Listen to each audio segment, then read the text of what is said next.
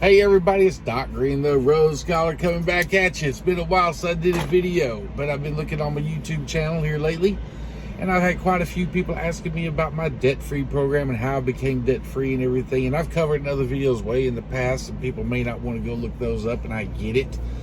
So many people have asked me for some more information on how I did it and what steps I took and everything. So that's what I'm going to talk about today: becoming debt-free and becoming a millionaire while driving a truck. Am I a millionaire? No, not yet, but well on my way. My investments are in place. With the stock market going the way it is, and with investments in the history of the Wall Street and everything, and mutual funds that I've chosen and everything, I should definitely be a millionaire before I retire completely. However, some of you guys are more interested in how to become debt-free and get started on that path. So that's what we're going to talk about today. Let me start off by saying there are a lot of books and a lot of videos and a lot of gurus out here. Sorry, I'm going to adjust my camera just a little bit here. So in order to get started, first let me tell you, I pretty much follow the Dave Ramsey plan. Most of you may have heard of, especially if you're a truck driver and you're skipping through stations on your XM radio or whatever you're listening to. I'm sure you've heard of Dave Ramsey before. For those of you that have not,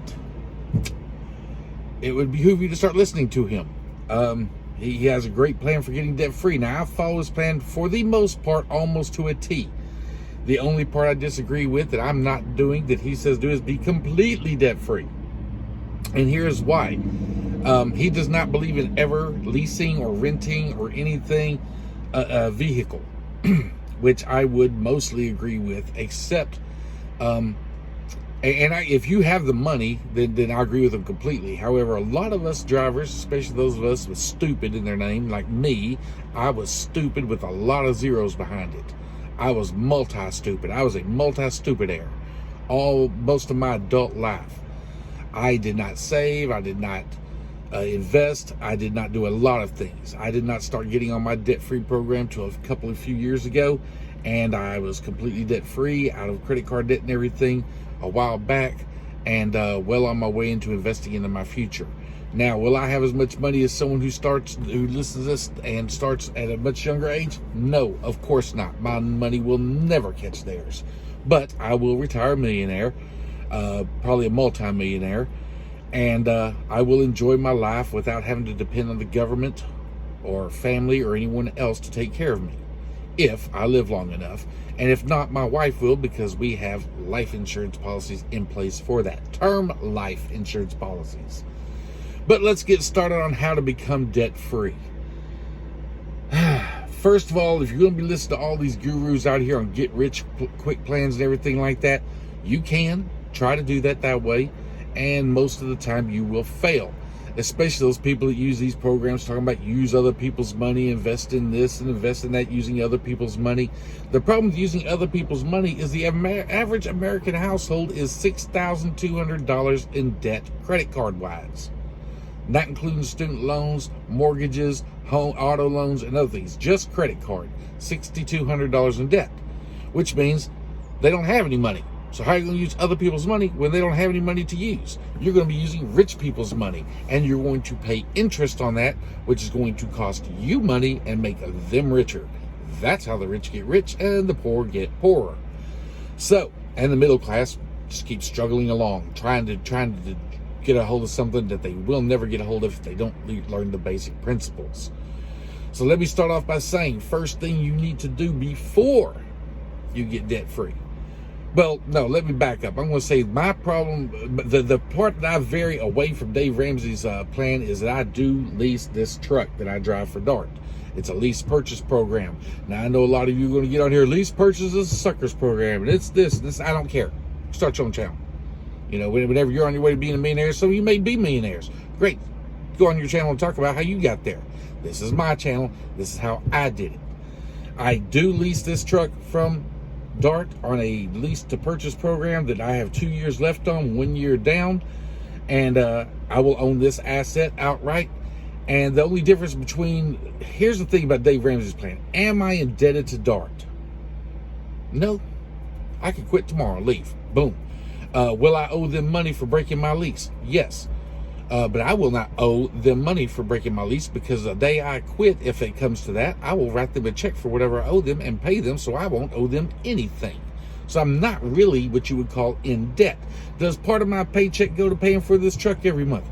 Yes, every day actually. But I know how much money I have to make and how many miles I have to drive to keep in the positive, which is why you never see me broke out here. Even on my days off, I come back after 3 or 4 days off and I'm back in the black even after that, after 1 trip or 2 at max, if it's a real short trip on the first one. I have figured out how much money I have to make and how I have to roll and everything. So that's where me and Dave Ramsey I don't think Dave Ramsey really understands lease purchase trucks or whatever. And you owner operators out here that saying we're fools for lease operating or whatever, that's your opinion. My bank account says I am not. So I'm going to leave it at that. My bills are all paid. I have a great emergency fund stacked up. My house is more than halfway paid for and will be completely paid for in 3 years. It was half paid for because I put half down when I bought the house, when I'm buying my house. So because I just bought this house and everything, and I have a $1,400 a month payment on the house, and for 30 years, if you think I'm going to be paying $1,400 a month for 30 years, you are out of your freaking mind. I am not paying a bank 3 times what I owe them, because after compounding interest, that's about what you do for a house that's worth $280,000. Now I bought it for $145 because I got a great deal on this house, but I bought it for $145, and I will pay off this house in 3 years, maybe 4. I'm going to say 4 years at the max, because I am not paying anyone 3 times what something is worth just because they loan me the money to do it. Other than that, debt that you're in and everything, guys, all your other debt, there should be no other debt. None. Zero, zilch, zat. No credit card debt, no student loan debt, no auto loans as far as personal cars and everything, because I'm not paying somebody else more money so they can loan me money to pay more for a product that I should have been paying in the first place. Cash is king. If I walk in somewhere with cash, I'm paying either the sticker price because it's at a store or something, they can't drop the price of something like a TV, or if it's a car, I'm talking them down in price because I'm coming in with cash. But I'm dang sure not going to pay someone else more money to loan me money to pay something that is already overpriced in the first place. That's called stupid, and that's a 0 added on the end of that. But I did it before. Not gonna lie, did it. Not gonna do it again. So how do you become debt free? Let's start off with the basics. Before you become debt free, if you're driving your truck, and this is basically for truck drivers, but it works for anybody except for the truck driving portion I want to talk about. If you're going to do a lease purchase program, or you're going to buy a semi truck on payments. Now, people who buy a semi truck on payments, you're in debt, because you owe the full amount of that truck that you agreed to pay on, whether you quit driving or not. So you have to keep driving, or you can turn that truck back in and they can sue you for whatever's remaining on it after they auction off the truck, which usually ends up being a lot of money. But me, I'm not in that situation. It's lease purchase. If I don't like it, I can turn it back in, pay them $1,500 or whatever. I think it's about $1,500, and walk away scot-free. Not on my credit or anything else. Advantage of lease purchase. People say, yeah, you still got to pay maintenance and everything for it. You are correct. I do. And they take that out of each mile I drive and everything. And I got a pretty healthy maintenance account right now, even after doing a lot of maintenance on my truck. By the time I get out of this lease, I will just pay it off, and I'll have enough money in my maintenance account to buy another truck, cash. So that's the program that I'm on. So let's go ahead and say now, this. If you hear me say for lease purchase drivers, the basic principles work for anybody, but this video is based for lease purchase drivers. Here's what the first thing you need to do before you start driving a lease purchase truck, and I've said this in other videos, and I'm sure most of you, if you've seen the other videos, understand you need to have about $5,000 to $10,000 in the bank from driving company driver before you do a lease purchase program. Simple as that. You need to be debt-free before doing a lease purchase program. Do not be trying to do a lease purchase program and running up your credit cards and everything on your maintenance and everything. That is not good, because then not only if you back out, you owe not only the lease buyout price, but you also owe the credit cards for all your maintenance and everything you did while you were trying to do it. For guys who wanted to go out here and buy trucks at a dealership, I would not buy a truck on credit. that's going to hit my credit report and everything that I'm still responsible for and everything. But some people choose to do that. That's fine. Let's move on. Here's how you become debt free. First thing is, if you're a lease purchase driver, you need to have $5,000 to $10,000 in the bank before you sign that lease purchase agreement. Well, how am I going to get that money if I'm already in debt? You start paying every minimums on everything you got until you got that money in the bank. Now, Dave Ramsey says have $1,000 emergency fund, and that's great for Dave Ramsey and for most people out here. But as our parts, our tires, our maintenance, everything on these trucks are so expensive, I'm going to say you need to have $5,000 to $10,000. Can you make $5,000 to $10,000 and have it in savings for an emergency fund by driving as a company driver? Yes, you most certainly can. Okay, but if you are a company driver, my suggestion is not only do you save up that emergency fund, but you also get out of debt completely. Credit cards, cars, student loans, all that stuff needs to be erased before you become a lease purchase driver. How do we get to that point? Once you have established your $5,000 emergency fund, we're going to call that a starter emergency fund, because if you do not have it, things will go wrong. A lot of people get it, nothing ever goes wrong because they're prepared.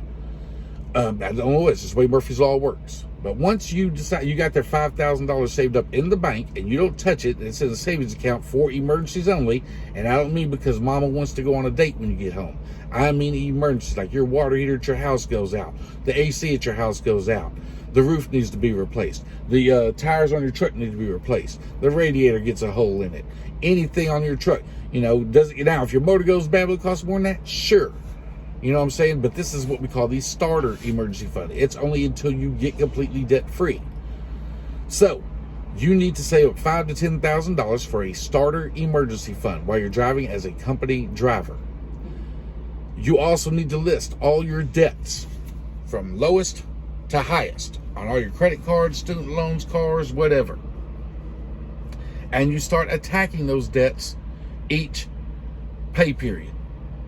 So each time you get paid and everything, you stack all your debts up, you find out what the lowest one is. Let's say, I'm going to give you an example. The lowest one is $1,000, the next credit card's $1,500, you got student loans of $30,000 or $20,000, we'll say $20,000, make it easy. And you got a couple of car loans, one for $12,000, one for $4,000. We'll go it that way. So here's how your debt should run. $1,500, $2,000 on the next credit card, $4,000 on the car with $4,000, $12,000 on the car with $12,000, and your student loans $30,000. Those are what you've got to attack. You're making enough money to do that. You're going to pay the minimum on all of your debts except the lowest one. Any extra cash that you have besides your emergency fund, because you don't use your emergency fund for this, that's for emergencies. But when you get paid at the end of the week and you got $1,200-$1,300 or something, you pay off that credit card, all the credit cards you have, all your minimum payments, whatever it is, and then any extra cash goes to that smallest one. See what I'm saying? And you knock it out as fast as you can. If it takes you 2 months to get rid of it, it's done. But you're not done, because the money you were spending on that lowest one, you're now going to take that and throw it in with the minimum payment you will make it on the next one. And you're going to attack that next debt with all that money for the next 2 months or so until it's paid off. Still making minimum payments on everything else, just minimum payments. As soon as that one's paid off, you attack the next one, that car that was $4,000. You attack that car. You throw all the extra money, you throw all the money, you throw it at the minimum on this one, the minimum on this one, all the extra money on those two, and now you put all that money, roll it up into the $4,000 car until you get that $4,000 car paid off. Then you roll all that to your next debt, which I think we said was a $8,000 car or $12,000, whatever, and you roll it into that. Then once you're done with all that, you've been making monthly payments on these other student loans and everything, then you're going to take all this money you've been paying on all these, and you're going to roll it up in and start hitting that student loans. And you're going to knock them out as fast as you can. That's how you become debt-free. Once you are debt-free, which it may take a year or two, that's the hardest part, Jack. Keep driving out here, keep pushing everything, living on rice, beans, burritos, and cheap pallet food or cheap Lowe's food or whatever you're living on. Your ramen soup's in the back of the truck, whatever you're living on, to keep as cheap as you can to pay yourself out of debt as fast as you can. That means there is no taking mom out to the restaurant. The only reason you should be in a restaurant is if you're working there as a second-time job, or you're picking mom up there because she's working there as a part-time job helping you get out of debt. You've got to get out of debt. Your biggest source of wealth is your income. You've got to get to the point where you can make your money work for you. So once you've paid off all your debt, it may take a year or two. I don't know, 3, 4 years, whatever it takes you to get out of debt. You got to push it, and you got to drive for it, and you got to hammer it down till you get completely debt free. Once you're debt free, then you start planning for retirement. I'm only 22 years old. What do I need to plan for retirement for? Because you're going to want to retire. I don't know how else to put it. You're going to retire one day, I hope. Or maybe you don't. Maybe you just want to drive trucks all your life. I don't know. But I want to be in a position where I can retire. So here's what you do. Once all your debt is paid off, you then take 15% of your income after taxes, and you start investing that into a Roth IRA. If you're a company driver, into a 401k if you're going to stay company. But if you're not a company driver, you'll need to get into an investment program. I recommend the Roth IRA, not a regular IRA, a Roth IRA. And here's why. Your money is taxed before it goes in. So let's say I'm going to put in, let's say, $200 a week into a Roth IRA. Just an example. Just running some numbers here, guys. And your money is taxed before it goes in because you already got taxed. You know what I'm saying? When you got paid, you got to pay your payroll tax and everything. So this money you're putting into your Roth IRA, is when it builds wealth, it's tax-free wealth. What does that mean? That means when you become retirement age and you start pulling that money out of your Roth IRA to pay your bills and to keep living and travel the world and enjoy your family time, enjoy time with your grandchildren and everything and your children, that you don't pay taxes on that money. Now, the Social Security money, you're going to get paid taxes on. When you get your Social Security your check, you're going to get paid taxes on that. Crazy, isn't it? Because you paid taxes before it went in. Or no, you don't, because they pull that out before you pay taxes. So it's called pre-tax dollars. So they're going to tax you on the way out. The only problem is, in a 401k and your Social Security, you may put in, let's say, I'm just going to run off a quick number here. This is only an example. Let's say you got $1 million, right? Well, you got to pay taxes on that $1 million when you pull it out. So you're going to have to pay your taxes as you pull it. So instead of having $1 million, you really only got about $750,000. And you got to pay you know what I'm saying? So that's what you're going to lose a lot of money that way. By prepaying your taxes before it goes in, I'm paying tax on the principal that went in. So you may have made $1 million, but you may have only put in $250,000 because of compounding interest. It went up to $1 million over your time of working. This is just an example, guys. Don't say, oh, you put in this much. I'm just giving an example. So if I pay taxes on $200,000, I may pay $40,000. You see what I'm saying? And I don't have to pay taxes on the $1 million, which would cost me $250,000. Catch that? Roth. Now, there are some companies out here now offering a Roth 401k. Is that a good program? Yes, because you're putting in after-tax dollars. Anything with Roth means it's taxed before it goes in, so you don't get taxed on the way out. The problem I have with 401ks, though, is that I don't know who's controlling my money. In my Roth, I'm controlling my investments. And we'll get into all that later in another video or something. But if you're putting into a 401k where your company has hired some company and some company's got some 21-year-old doofus out of college who's playing with your money and doesn't make the right investments, you may not make all that much money. But, you know what I'm saying, he may be investing in mutual funds that underperform the S&P 500 or underperform the index. So I'm not going to be investing with him. I'm going to invest my money in a Roth IRA, which you can do both. You know what I'm saying? So, but I can't because I work for myself. So I have to invest my money into a Roth, which I prefer because then I can pick out the mutual funds I want to invest in. And I look at the track record of those mutual funds and make sure that they, on average, are outperforming the market over the last 20 years. Hopefully the last 75 years. The longer they've been outperforming the market, the more I'm into that mutual fund. Okay? Well, Dave Ramsey says you should put your 401k or money into your 401k for your company driver first because of the match. Yes, I agree with that. If you're a company driver and you have a chance to get into a 401k and there is a company match, you put in up to the maximum that they match because that's free money. That's 100% growth. Free money, free money. So they want to tax that, they can because they the company gave me all that free money. So yes, I would if I was a company driver and my company offered a match, invest in a 401k up to that match. Anything past that match, I'm going to switch over to a Roth IRA. And I'm going to do that until I reach 15% of my annual income is going into those two investments. Or in my case, my Roth IRA. And of course, my Roth IRA is going to cap out way before I'm going to have my $6,500 in there. That's all you're allowed to put into a Roth IRA each year. It's going to be in there way before I max out my 15%. So I'm going to find some other investments to put into that will also grow. They will be taxed at a higher rate later, and I will pull money out of them possibly later if I don't have enough money to live on my Roth IRA payouts. But that's okay. There'll be a lot more money in there, and I won't be pulling out as much because I'll be using my Roth IRA for most of my living, I believe, from what I've calculated. If not, the other money is there ready to be pulled out too. Well, what's the point of having all that money if you're never going to pull it out and everything?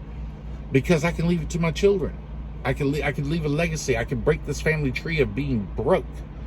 So my family will not have, now there's going to be stipulations in place, but that's what I can do. You can't do that with a 401k. It's got to be pulled out. Well, it goes out, it goes to your family, everything, but it gets taxed heavy. So anyway, once you got your 50, after you're debt free, we told you how to do that, pay off your debts a little, each one build up, just keep rolling the money over to your all the way out of debt. If you have any questions on that, let me know. If not, you can go look at the Dave Ramsey Baby Steps. He explains it in great detail. I'm not going in great detail because these videos are going to last long enough already. So anyway, you pay off all your debt. You've now started investing 15% of your income into your retirement plan. At the same time that you're building up that, you start investing 15%, you also need to build up a 3 to 6 month emergency fund. What does that mean? I thought you said we had an emergency fund. Yes, but now you need to build it up even higher. So you're not ready to go out and party yet. You can get off the gas a little bit. You can go out and have dinner every once in a while and everything a little bit, but you're not financially stable yet. Because if you lose your job, if you accidentally kill somebody out here in a truck, or you accidentally get hurt in a truck, you can't work anymore, you're back to square one going back in debt.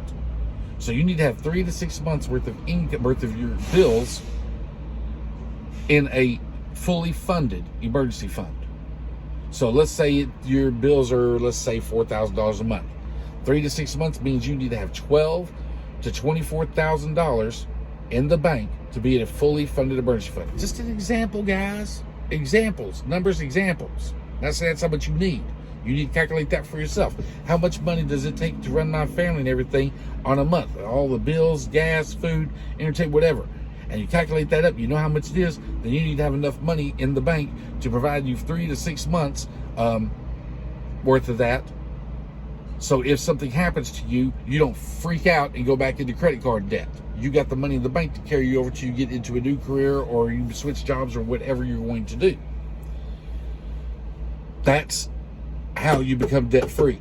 That's how you start planning for your future. Those are the first 3 steps to becoming a millionaire driving a truck.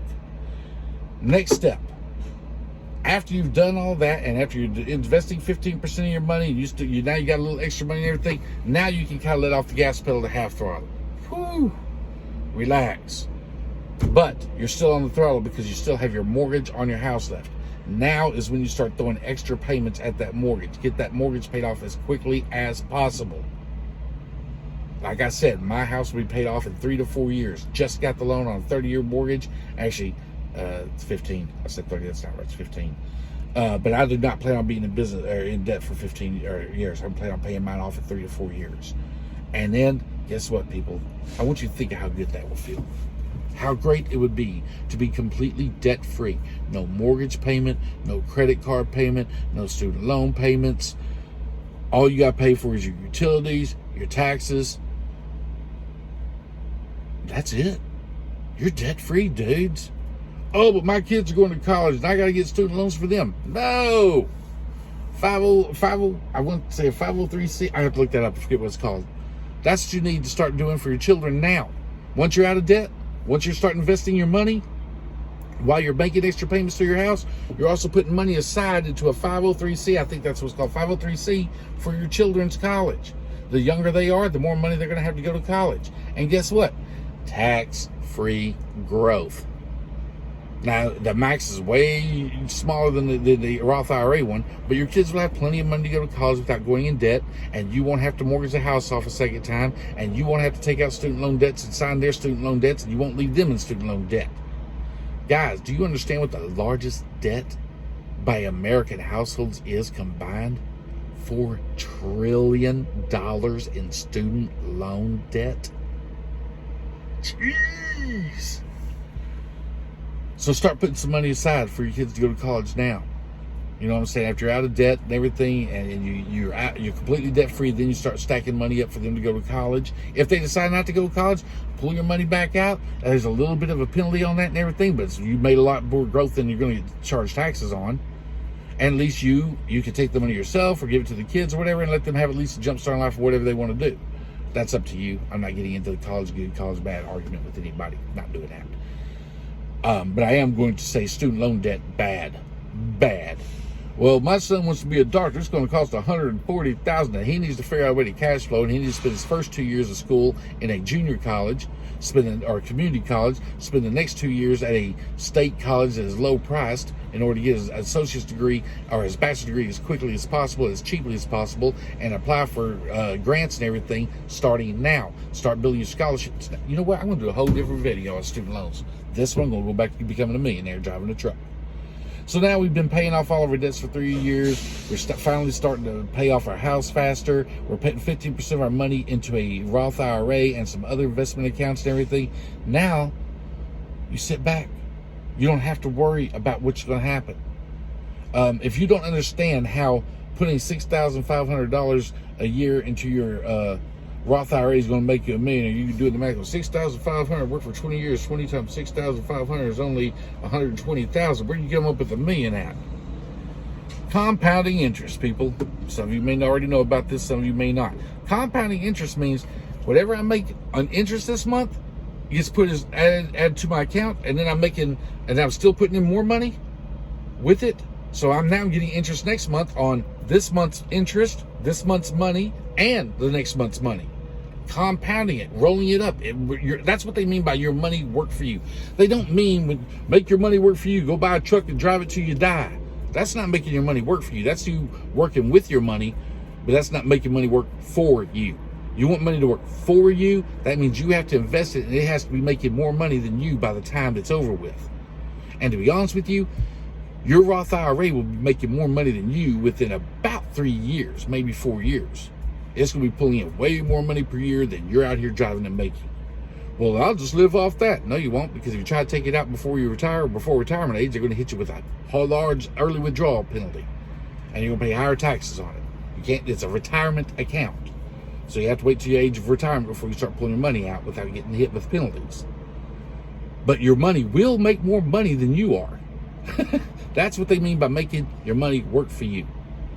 People, that's how you become debt-free. That's how we can become debt-free. And there's not a truck driver out here that if they listen, and I have two or three of them that have listened to me in the past and doing very well right now. We're all, I think one of them's fixed to be debt-free here next month. I had a 17-year-old kid, a friend of my son's, that moved in with us when he got out of high school and everything, making just over minimum wage at Starbucks or something. And he's already got his Roth IRA set up. He'll be retired. He can retire working at Starbucks by the time he's 39. By the time he's 39. In 20 years, working at Starbucks, barely over minimum wage, he will have enough money because he started so early, and he only puts $100 a month in. That's how fast his money will grow. By the time he hits retirement age, if he works all the way to 65, he will have about, I want to say, $5.2 million. Crazy. Cray. Why they aren't teaching this in schools, I don't know. I think rich people like keeping us poor. That's not true. Rich people will tell you how to get rich. The question is, will you listen? And when I say rich people telling you how to get rich, people, that does not mean listen to real estate gurus on TV talking about use other people's money, and you borrow their money, and it's your asset, and you got a positive cash in. You don't have a positive anything if you owe somebody else money. You're in debt. They're getting rich because they don't owe anyone money. Now I see this guy, Robert Takayagi, whatever his name is, Rich Dad, Poor Dad, the other day on an interview talking about he is $1 billion in debt. This is how I get rich. Dude, you're not rich. You're $1 billion in debt. Do you live a rich lifestyle? Yes. But if something happens with the real estate market tomorrow or the next day or whatever, like it did back in 2008, you're broke. Well, then I go to the bank and borrow more money and this and that and everything. Great. If you got a banker that will loan you money when you're already $1 billion in debt, whatever, fine.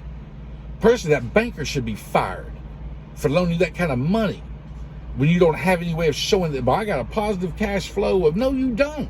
You're $1 billion in debt, dude. You know what? I'm not even going to get into that. Just a little bit of rant.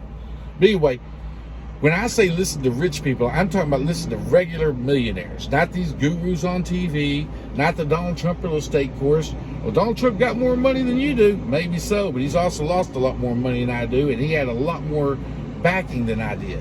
You know what I'm saying? So I'm not going to get into all that. I'm not against Donald Trump. Hey, man, do what you do. Love Donald Trump's policies for America. Don't care if you did or didn't. That's up to you. Right now, I'm paid a lot more for fuel than I was a few months ago when he was president. That's all I know. Leave it at that. But anyway, guys, that's how you become debt-free. That's how you become a millionaire driving a truck. You've got to get out of debt. You know, you've got to have money in the bank. You've got to have your emergency funds set up. Then you've got to start investing 15% of your money into a good investments, Roth IRAs, mutual funds, and things. Do not, people go, oh, I'm going to buy into Bitcoin. Are you crazy? You might get lucky. It might survive another 15, 20 years. But here's the thing. You know, I'm not going to get into that. That'd be another video. I got a lot of videos I could do about finances. But if you want to be an everyday millionaire, have a net worth of over $1 million, then, and actually, to be honest with you, you need more than that when you retire, because $1 million isn't going to be worth what $1 million is now. And I hear people, well, I'm worried about it because, $1 million 40 years from now is not going to be worth $1 million now. Right, but it's $1 million that you're going to have that you don't have now and that you won't have if you don't start investing. You know what I'm saying? And if you're young enough, you start investing enough, you won't be having $1 million. You'll be having 5, 6, 7 million. More than that, because you'll be investing more money as you get pay raises and stuff.